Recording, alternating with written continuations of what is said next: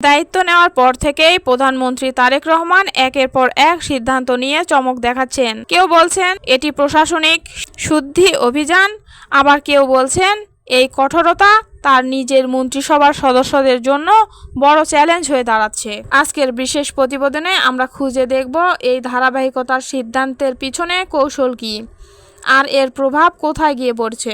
দায়িত্ব নেওয়ার আগে থেকেই প্রধানমন্ত্রী বলেছিলেন আই হ্যাভ এ প্ল্যান। তারপর থেকেই শুরু হয়েছে ধাপে ধাপে বাস্তবায়ন। প্রথম ধাপে এসেছে ব্যয় সংকোচন ঘোষণা, সরকারি গাড়ির ব্যবহার সীমিতকরণ, জ্বালানি খরচে কড়াকড়ি, অপ্রয়োজনীয় সফর কমানো। সব মিলিয়ে একটি স্পষ্ট বার্তা, অপচয় নয়, দক্ষতা চাই। সরকারি সূত্র বলছে প্রতিটি মন্ত্রণালয়ে ব্যয়ের তালিকা নতুন করে পর্যালোচনা করা হচ্ছে। কোথায় কত খরচ, কোথায় অপ্রয়োজনীয় ব্যয়, সবকিছুরই নজরদারির আওতায়। প্রধানমন্ত্রীর নির্দেশনা প্রয়োজন ছাড়া সরকারি গাড়ি ব্যবহার করা যাবে না। মন্ত্রী পরিষদ সদস্যদের জন্য বরাদ্দ জ্বালানির ক্ষেত্রেও এসেছে নিয়ন্ত্রণ। ধরা যাক প্রতি লিটার জ্বালানির দাম 120 টাকা। একটি বড় বহর যদি প্রতিদিন 20 থেকে 30 লিটার অতিরিক্ত ব্যবহার করে, মাস শেষে সেই অঙ্ক দাঁড়ায় কয়েক লাখ টাকার। এই অপচয় বন্ধ করতেই কঠোর অবস্থান।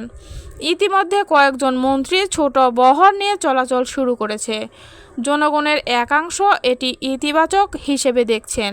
প্রশাসনে গতি আনতে প্রয়োজন হলে সাপ্তাহিক ছুটি কমানোর কথাও আলোচনায় এসেছে। যদিও এখনও সিদ্ধান্ত হয়নি, তবু এটি প্রশাসনের ভেতরে আলোড়ন তুলেছে। সমর্থকদের যুক্তি, দেশের অর্থনৈতিক চ্যালেঞ্জ রয়েছে, কাজের গতি বাড়াতে হলে সময় বাড়াতে হবে। বিরোধীদের আশঙ্কা এতে কর্মচারীদের উপর চাপ বাড়বে, অসন্তোষ তৈরি হতে পারে। প্রধানমন্ত্রী স্পষ্ট বার্তা দিয়েছেন পারফরমেন্স না থাকলে দায়িত্বে থাকার সুযোগ নেই। এই বার্তা কি মন্ত্রিসভায় অস্বস্তি তৈরি করেছে?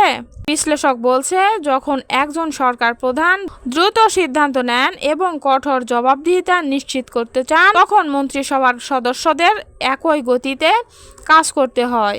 যারা তাল মিলিয়ে চলতে পারে না তারা চাপের মুখে পড়বেন। এই সিদ্ধান্তগুলো শুধু প্রশাসনিক নয়, রাজনৈতিক বার্তাও বহন করছে। প্রথম বার্তা, সরকার অপচয় কমাতে বদ্ধপরিকর। দ্বিতীয় বার্তা, মন্ত্রীরা বিশেষ সুবিধাভোগী নন, তারা জনগণের প্রতিনিধি। তৃতীয় বার্তা, দায়িত্ব পালনে ব্যর্থ হলে পরিবর্তন আসবে।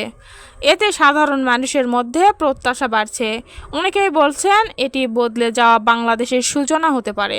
তবে চ্যালেঞ্জও কম নয়। দীর্ঘদিনের প্রথা বদলানো কঠিন। প্রশাসনিক প্রতিরোধ তৈরি হতে পারে, রাজনৈতিক চাপও বাড়তে পারে। বিশেষ করে যদি কোনো মন্ত্রী বা প্রতিমন্ত্রী হঠাৎ দায়িত্ব হারান, তবে তা ভেতরে ভেতরে অসন্তোষ সৃষ্টি করতে পারে।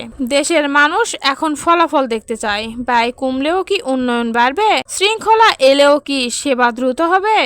যদি বাস্তব পরিবর্তন দৃশ্যমান হয়, তবে এই সিদ্ধান্তগুলো জনপ্রিয়তা পাবে। আর যদি শুধু ঘোষণায় সীমাবদ্ধ থাকে, তবে সমালোচনার মুখে পড়তে পারে। প্রধানমন্ত্রী তারেক রহমানের একের পর এক সিদ্ধান্ত নিঃসন্দেহে সাহসী পদক্ষেপ। এটি প্রশাসনিক সংস্কারের সূচনা হতে পারে। কিন্তু বড় প্রশ্ন, মন্ত্রিসভার সবাই কি এই পরিবর্তনের সঙ্গে তাল মিলিয়ে চলতে পারবে? বাংলাদেশ এখন একটি গুরুত্বপূর্ণ সন্ধিক্ষণে দাঁড়িয়ে। সংস্কারের ঝড় কি স্থায়ী রূপ নেবে, নাকি সামনে অপেক্ষা করছে নতুন রাজনৈতিক টানাপোড়েন? সময় বলে দিবে এই পরিকল্পনা কতটা সফল হয়।